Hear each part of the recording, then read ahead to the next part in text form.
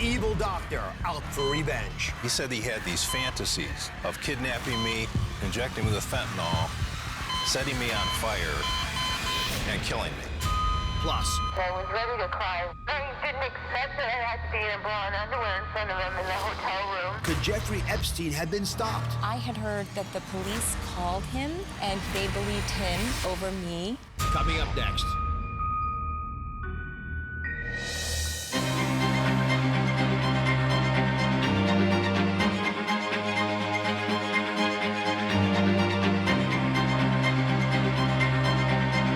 Season 11 starts now. Today, a twisted prescription for revenge. A plan to murder an enemy by injecting him with fentanyl. Just a minuscule drop, tiny bit of this drug can kill you in seconds. No, this wasn't a hit ordered by the mob, but by a doctor who wanted revenge, no matter the cost.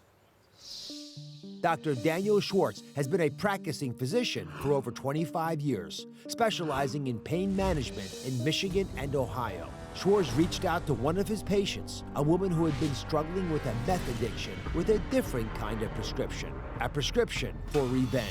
He wanted to get back at this man, Michael McCulloch, a lawyer who had countersued the doctor for $60,000 and won. Schwartz was still angry about the settlement and intended to pay McCulloch back in a very different way. According to the patient, Schwartz first suggested she kill McCulloch with a gun with a silencer. Then he decided on death by fentanyl and Xanax. It would be done by what he called a brush pass, where someone would inject McCulloch while bumping into him. Schwartz instructed the patient to buy a throwaway phone and use encrypted messaging apps, after agreeing to pay her $2,000 to pull off the hit. The doctor also had plans to frame his own attorney for the murder by planting the drugs in his car. As Schwartz's plans became more specific, the patient grew worried and reported the information to Ohio police, who contacted the FBI. And what their undercover investigation revealed was even more terrifying. Michael, the lawyer who Dr. Daniel Schwartz intended to murder, joins us now. Well, I'm glad he did not succeed. Thank you. But I must say, I read this story, was all over the press, and I was stunned. Now, you met Dr. Daniel Schwartz. If I understand, you were representing the Condo Association, and he was having a dispute. So your first impressions of this physician, well-known in the community, were what? Well, I was contacted by the community because they said one of their owners was having a problem in his basement or his foundation, and they tried very hard to make him happy. And so they sat down with him for a number of hours, and he would go through and give a laundry list of things he wanted done around the condo, you know, a bigger patio, remove some trees. Really didn't have much to do with his basement. And so they brought the case to me and they said, would you handle it? And I handle special projects, so I got involved. During this legal dispute with Dr. Schwartz, you were able to learn a bit about his past. What was his previous legal history? During the course of the lawsuit, we hired a medical expert and we went through his resume. And the medical expert said, there's something wrong here. There's something that doesn't stack up. He said, this guy is highly trained, but he can't hold a job. Mm-hmm. So as a result, I did some digging and I found there was a case involving Loyola University in Illinois where he was brought on as a surgical resident. Didn't last a month, and they got rid of him for unprofessional behavior and so forth. And there's a reported case out there where a federal judge details the history, and thank goodness to the Loyola lawyers, they did a great job looking at his past, and they determined that he was not qualified for the job, and they got rid of him within a matter of weeks. So all through this, Daniel's blowing through different attorneys, 3 in particular, while fighting the Condo Association. This is before a judge decided to throw the case out. So obviously you feel wronged. You've spent money to defend the Condo Association. You countersue Dr. Schwartz. Yes. Did he ever express any anger towards you and make any threats against you? No, as a matter of fact, I refer to him as Dr. Jekyll and Mr. Hyde in the sense that he was very charming, he was very ingratiating. We've had a couple of conversations in court. He would discuss retirement. He would discuss why he was trying to resolve the case. Late in the case, when foreclosure of his unit was imminent, he approached me and he said, look, I'm trying to make my wife happy. I want to make her happy. Can you work with me? So he's not seeming to be in any way desirous of hurting you. Not to my face, no. So out of nowhere, 2 years after this condo case starts, you get a call from another lawyer, which shook you to the core. What happened? It was in late August, and I got a phone call from an attorney having a similar name as mine, but it's a different spelling. And he called me up and he said, look, I got a strange phone call from a woman in Ohio who says that there's a doctor trying to kill me. And I didn't know this doctor. Do you know a Dr. Schwartz? And I said, I sure do. And so he said, well, here's the name and number of the woman. She says she's reported it to the police. You might want to give her a call. Well, you can imagine what my next call was. Oh, my goodness. So this woman had called in a tip saying that Dr. Schwartz had, and she, if I understand correctly, was a recovering meth addict. Yes. Oh, yeah, she was a patient of his, and she was a recovering meth addict, self-described meth addict. And so she would see him periodically, and during those meetings, he would say, you know, hey, this guy in Michigan's giving me some trouble, you know, I'm financially strapped, etc. And then he kept pressing her for involvement in some kind of crime against me. Can you imagine how reprehensible that is, everybody? This woman is coming to a doctor, she's already having enough problems, and he's pressuring her to become a hit person, to murder somebody. So what was going on in your mind when this all came to bed? First of all, they thought that someone has a revenge plot against your life. It's very unsettling. Well, in my opinion, Danny, let's call him Danny, that's his nickname, this was how his friends know him. Danny, in my opinion, is a manipulator, a con man, if you will. And I didn't know if this lady was a setup to get me to overreact or whether it was for real. And when she described herself as a meth addict, well, then immediately your red flags go up and you say, well, hey, is she credible? Well, I looked into it, and yes, she is credible. She told me what the doctor was planning. She was very specific. She put me in touch with the police. And she was unaware of what the police were doing behind the scenes, because when I made a call to the local police, he said, oh, I got the FBI scheduled for this afternoon. So they were acting. They were acting on it. All right, up Yes, next, they what were. Michael had heard about this twisted revenge plan was just the tip of the iceberg. Plus, what the FBI uncovered is going to shock you. Stay with us.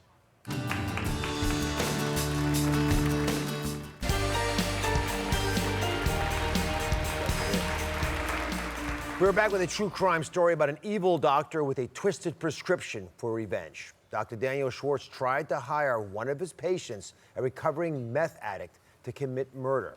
He wanted her to kill one of his enemies with a fentanyl injection. So I'm going to show you how deadly this is. So I've got a syringe here, and it doesn't take much, right? Just a few drops of this material.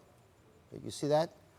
That's enough. You know, this is potent stuff, 50 times more potent than heroin and 100 times stronger than morphine. It can kill you in seconds. So he intended the target of this revenge plan to be Michael, who's sitting with me today. This is sort of shocking to realize how easily they could have killed you if they'd wanted to. Several months after he got a judgment, he won $60,000 against Dr. Schwartz for suing inappropriately the condo association. You got the FBI involved. Not you, but the police, actually. And you learned about a plan for revenge. Can you share with us what was uncovered in this sting operation? Sure. Once the local police made contact with the FBI, things started to happen rather quickly. And there was a couple of conversations where apparently he discussed in detail what he wanted to do. He wanted to, first of all, use a silencer, get a gun, etc. That was in the affidavit that the FBI filed. But there was also a plot where he was going to try and get enough fatal fentanyl to either do a brush pass on me, where someone would come by and stroke my skin with a fentanyl solution, and I would have a reaction to that and die, or I'd be injected, or mix it into my coffee and I would drink it and die. So immediately after capturing incriminating evidence on tape, the FBI busted the doctor. But your Michael nightmare was not over yet, because he still had you in his focus. What happened after the bust? Well, they got an exchange of this sham fentanyl, or fake fentanyl, and she had delivered the fentanyl to him, and then shortly thereafter he was arrested. After he was arrested, according to the FBI affidavit, he cooperated, and he, during the course of interrogation, said, oh yeah, I had these other plans where I was going to hire somebody to kill McCullough for $10,000. A backup plan. Oh yeah, there were two or three. So you think you're off the hook. They come to your door at 4 in the morning, knocking on the door, which is never good when the FBI is knocking on your door at 4 in the morning. And they shared this with you. Yes, they did. And the first thing they say to me is, show me your car. We want to see your car. And so I showed them the cars we had, And one agent starts crawling under the car looking for a tracking device, and the other agent says, hey, guess what? After his arrest, he talked to us, and there may be more than one person out to get you. Oh, my goodness. Oh, my goodness. Yeah. So Dr. Schwartz, Daniel Schwartz, has denied to authorities that he actually planned to kill Michael, but he did make some very disturbing statements about wanting to torture you. This part really got my attention. What did he say?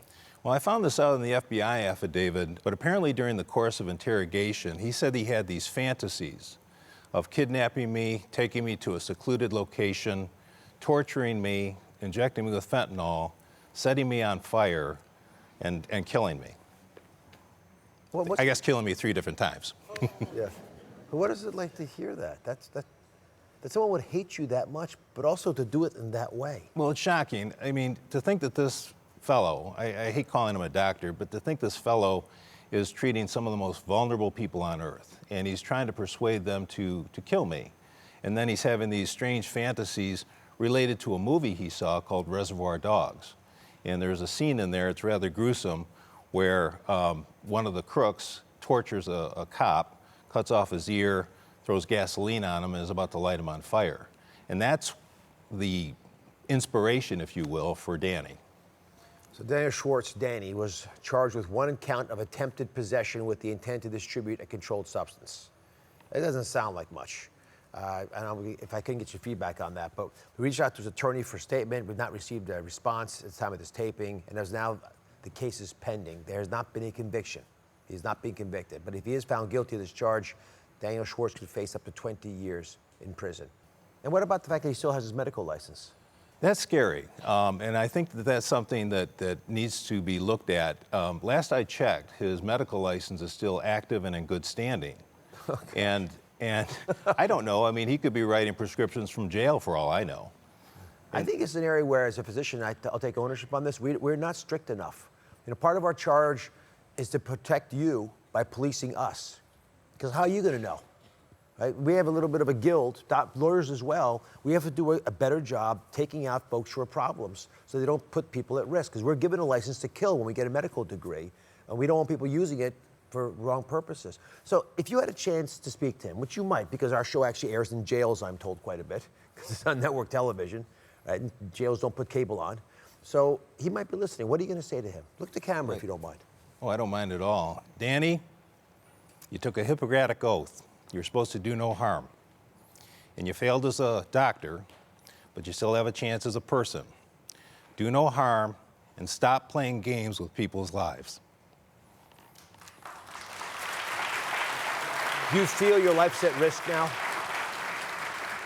No, I mean, there's always something in the back of my mind. I have no idea who this other person is that wanted to kill me for $10,000. We spent about 15 hours with the FBI. You know, after this 4 o'clock incident, we spent, about 15 hours where they tracked down every possible lead. They gave me the all clear at the end of that 15 hours, but who knows? I mean. There's another person I want to talk about here. The person who I think is the opposite, the foil of Danny Schwartz. It's the woman who called you and called the police. This is someone who is a meth addict who was taken advantage of by a person with a lot of power over her. Now, her identity's been kept secret by the FBI. Michael, you've never met her. Never met her. I know who she is. I can get in touch with her. But out of respect for her and the FBI, I'm not going to do that. On the show this year, we're talking a lot about the power of one. The power each and every one of us has to make a difference in the world. This woman took an incredible risk. What do you think about her? Well, personally, I think that we overuse the term hero. We call people heroes for doing their job. And I don't think that's a hero. If you do your job, you do your duty. But this woman, I mean, she's among the most vulnerable people on the planet. And her credibility is suspect in law enforcement because she's an addict, right? But she knew this wasn't right, and she stuck with it. And then she did actions on her own to try and notify me. And so she's a hero in my mind. She saved your life. She saved your life. Yep. Good luck to you. Hey, thank you very much, Doctor. We'll be right back. Up next, an Oz exclusive that will shock you. How one mom went undercover to bust her own pedophile son-in-law. She speaks out for the first time about how she uncovered this Sunday school teacher she called family was a child predator.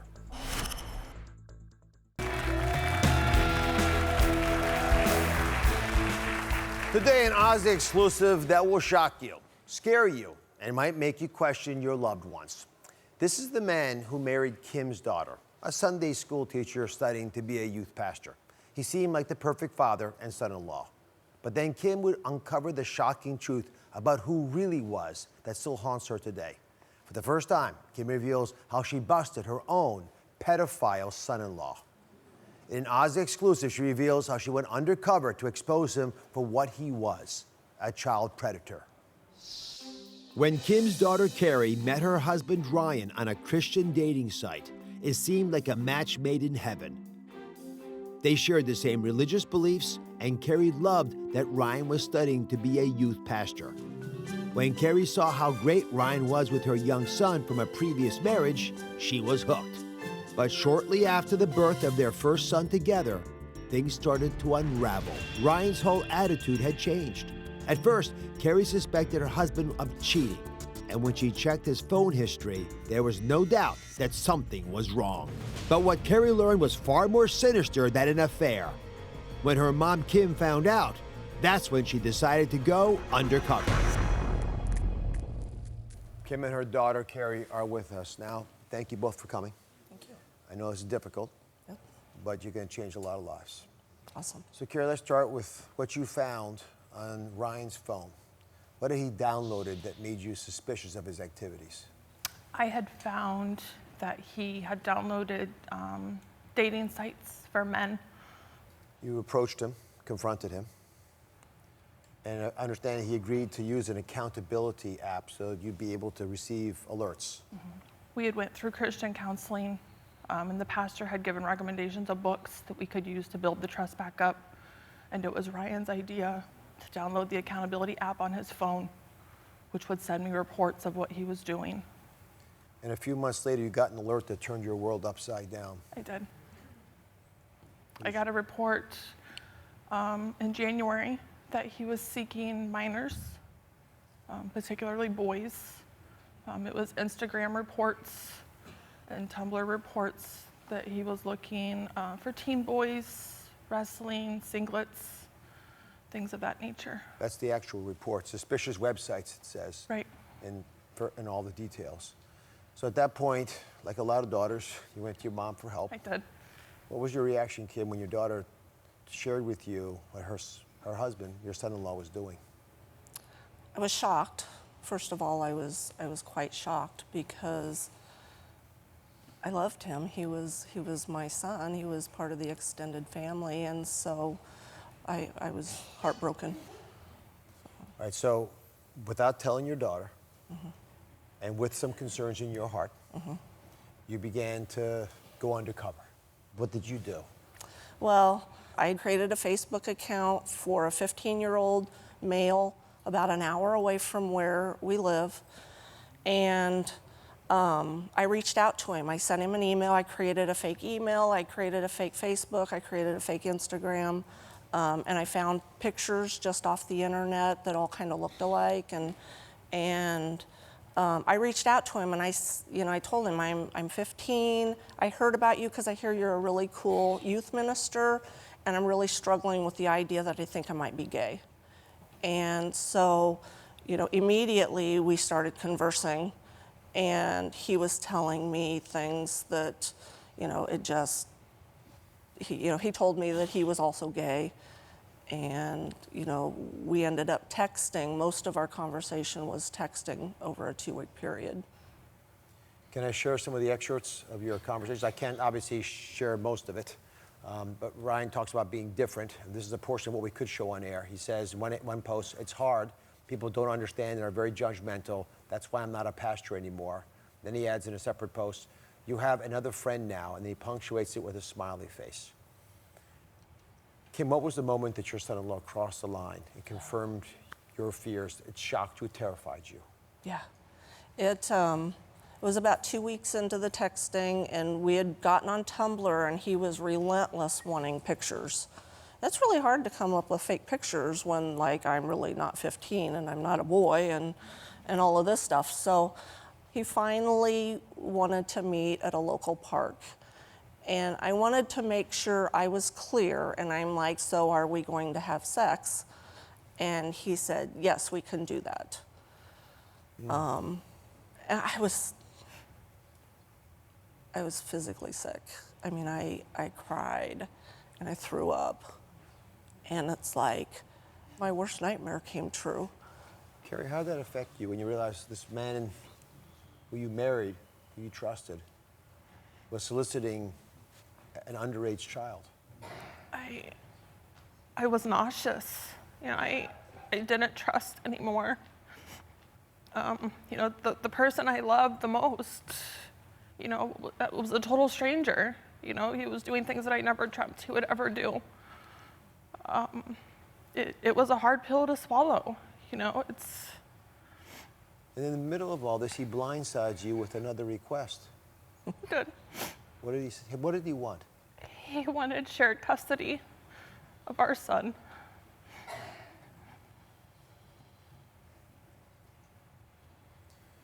So with all this happening, and he did not know that you were catfishing him at the time, what did you tell him? We took it, you know, to the attorney, and we told him that he could either terminate his rights, or I would go as public as I could, you know, to every news media that would listen, and I would expose who he really was and what he was doing. And he didn't want it known. He didn't want anybody to know what he was doing, so he willingly terminated his rights, thinking that I would stay quiet about it. All right, we're gonna have some more things to talk about coming up. How did Kim's pedophile son-in-law finally get busted? Because believe it or not, what you guys have done doesn't count. No, didn't count. Stay with us. Cooking spray explosions caught on tape. We don't really know why these cans are exploding. From the kitchen to the hospital. Third-degree burns, disfigurement, even blindness. All new Oz. That's coming up on Monday. We're back with an exclusive about how this undercover mom helped bust her own pedophile son-in-law by catfishing him online. Kim says she posed as a 15-year-old boy online and was then solicited for sex by Ryan, who was married to her daughter, Carrie. So Kim, with everything you knew about Ryan, what was it like to realize that even though you had entrapped him and let him show his true stripes, he was still out and about doing whatever he wanted? That the things you had done really weren't admissible to court, to police, or anybody else. Yeah. So you ultimately got custody. I did. Kudos to you, because it's hard to do. But after 2 years of being separated, you received a call from a sheriff's office in a neighboring county. I did. What did they tell you? The deputy had contacted me and said, you know, that he wanted to sit down and talk. He said that Tumblr had alerted the sheriff's office and said that they had suspicious activity on Ryan's account that they thought needed to be turned over.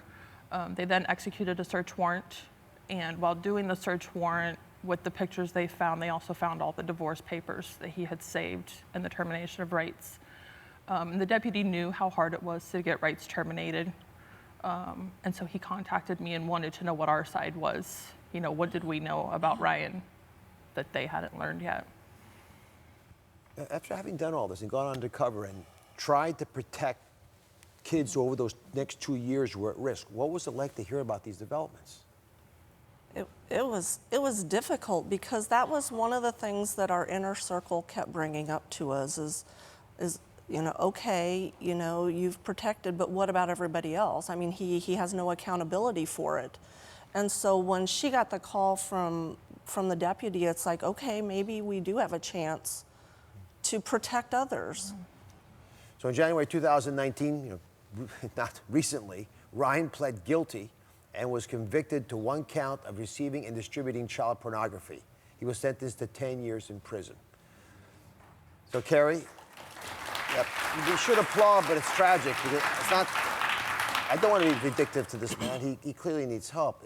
It's been a year since he's been convicted. How has the healing process been for you and your family? It's taken some time. I'm going through counseling to put it all behind us. I've had to sit down with my older son and break the news to him through a counselor. How old is he now? He's 12. And how did he deal with that? He was in a lot of disbelief when I told him. You know, his question is, he should know better than this. Why was he doing it? You know, and coming from a 12-year-old, He knew. He knew. you know. But, you know, I'm married now to an amazing guy Good for you. who is adopted. There he is. Good for him. Just so you know, I did check his background. Yes, I'm I sure did you check did. his background. I'm sure you It's did. like, no, wait a minute. Yeah. Well, he has good taste in women for marrying Thank you. And he did recently adopt my youngest son in October. So So I got one last question. Carrie, what do you think about what your mom did? she's amazing. You know, she went to the ends of the earth to protect, you know, not only myself, you know, but her grandbabies. She's absolutely amazing. Undercover Grandma. There's a TV show there. Thank you both very much. Thank you. Let me ask Jim Clemente to join us. He's a retired FBI profiler who specializes in child endangerment. He's with us via Zoom. So child predators can be living right under our noses, and it can be difficult to judge a situation when you're so close to it. We just saw that firsthand. What are the warning signs to look out for with close friends and family, even if you love them? Well, anyone who would want to spend more time with your kids than you can stand spending with them, that's a red flag. Yeah. And the most offensive and dangerous offenders are acquaintance offenders, people you know, people the children know, because these people smile in your face and take advantage of your children behind our backs. That's why I hate the term child predator, because it puts kids in the mind of lions and tigers and bears instead of the nice neighbor, the nice coach, the nice teacher. And then if somebody's secretive about their phone or internet use, that's also a red flag. Follow up with that. And look out for signs of grooming. Grooming is when somebody pays attention to your child, gives them gifts, and shows them affection. Affection can be something as much as putting your arm around it in front of their parents or patting them on the butt after a good game. And if the parents don't say anything, the child thinks, oh, that contact's okay. And then in privacy and secrecy, the offender goes further. What a deep insight. So in Carrie and Kim's case, the law was not on their side, at least at first. So what should you do if you suspect something like this is happening in your own family? Who do you turn to? Well, the first thing you should do, though, is have age-appropriate, open talks with your children, dialogue back and forth about sex and sexual victimization. You can be loving and supporting, but if you don't talk to them about it, I'm telling you, the offenders will. They definitely want that opportunity. But if you see something, if you suspect something, ask questions, follow up, and you can contact your local ICAC. That's the Internet Crimes Against Children Task Force. They're in every area across the United States, and they're trained by the FBI. They will help you. If you need it, please contact them. Thank you, Jim, very much for all you've done for our country and for being here today. Carrie, my undercover mom, Kim, it's always a mom's instinct that you got to trust. Thank you for doing what you did as well, for using your own Power One to prevent another child from being hurt. We'll be right back. Up next, this aspiring model and actress was lured to a hotel room under the guise that Jeffrey Epstein was a talent scout for Victoria's Secret. She's opening up about the terrifying sexual assault she experienced in that room and how her police report fell on deaf ears. Today, new and shocking details inside the Jeffrey Epstein scandal that continues to grip the nation. New York federal prosecutors charged Epstein with sex trafficking involving girls as young as 14. Months after what's being classified as his prison suicide by hanging, one woman has come forward to say she sounded the alarm on Epstein more than 2 decades ago, but claims that the police ignored her report. In May of 1997, the then 26-year-old model and actress auditioned for Epstein under the guise that he was a talent scout for Victoria's Secret. Upon entering that hotel room, she claims Epstein grabbed her and tried to undress her. She fled in tears. That woman is Alicia Arden, and she's joining us today. Thank you for being here. Dr. Oz, thanks for having me. I know it takes a lot to revisit these issues, and I appreciate your being here. Thank you. How did the encounter with Epstein begin? What was the first thing that happened? So my friend originally met him in 1997. She was working in finance as a hedge fund manager. So she went to meet him, and he was telling her, oh, you're really pretty. Do you want to be in Victoria's Secrets? And she said, no, I'm not a model. I don't want to be a model, but my friend Alicia is, and you should meet her. So your friend connects you, brokers, seems like a reasonable connection. You go over to Is it that where you met him in a hotel room? So I called him in New York, and he said, I'm coming back to Santa Monica, and we'll have a meeting. So this innocently progresses. Your appointment is made. You show up. You knock on the door. He opens. Is anyone else with him? He was just by himself in his hotel room, and he invited me in the room, and he's kind of saying, okay, so Alicia, you're really pretty, but you know, you're athletic, and you look a little bustier in this photo. He was kind of distraught of that. And then He didn't want you to be busty. No. So keep in mind, when you go on an audition like that, I was in a tiny little top with a swimsuit type bra underneath it and a little skirt so you could see my legs and my hips and my stomach. So he was looking at me and he said, let me see your hips and come let me manhandle you. He said that word. I've never heard that word ever in my entire life from anyone, not in anything. It's a bizarre word to use for a woman. And so he said, let me manhandle you a little. So he started to take off my shirt, and he was bigger than me and tall. And I was kind of thinking his hands were becoming weapons. And he was starting to take off my top, and my skirt was coming up, and he was kind of pivoting me around.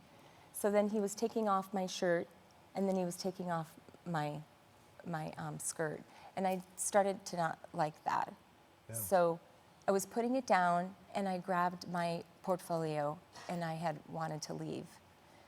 And for whatever reason, he took $100 out of his wallet, and he put it on the table. It made me feel like a prostitute, so I did not take that. What was going through your mind when he was manhandling you and moving parts of your clothing around without your desire and commenting on hips and breasts and parts of your body?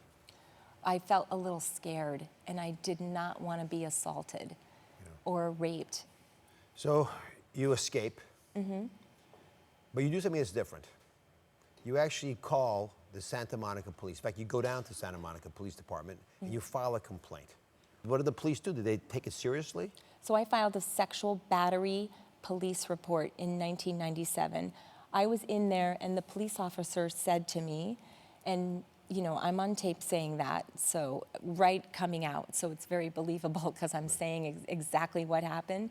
He told me, you're very attractive. Do you think you intimidate men? You went up to the hotel room willingly. I said I was pushing his hands off me, and he was just bigger than me. So then he proceeded to say, do you really want to file this report? Because you have to get a jury to believe you. You have to get attorneys to believe you. And then I got scared. So he said, well, do you want to think about it? I said, I'm here. Why can't I file the report right now? He said, I think you should think about it. So I did. I went back to work. I thought I was very upset and emotional about it. He talked you out, the police officer talked you out of filing a report? Out of filing. I really wanted a woman. I came out of the police station saying they weren't, very understanding or supportive of it, that I came in there. So I went back a week later, in May of 1997, and I did it. Good for you. So you filed the report. What was the follow-up on your complaint? Well, I got wind that Jeffrey called my friend, who he knew, the girl in finance, and he said, who is this girl that you set me up with? She filed a police report on me, and she said, yeah, because you told her that you could get her in the catalog. You started touching her and manhandling her, like you were becoming really physical with her. Why shouldn't she do that? And then I had heard that the police called him, and he denied it. They believed him, essentially, over me. So I've been very upset for years, Dr. Oz, and so distraught about it. And then I get upset because maybe I could have saved some of the girls, because the teenagers, and I was there's no way I would have survived what they survived. I was 26 at the time, so I had a little bit more college and will and life experiences under my belt. None of this is your fault. I could have never survived like they are. You did exactly what you were supposed to do. And we have a system that did not serve us well.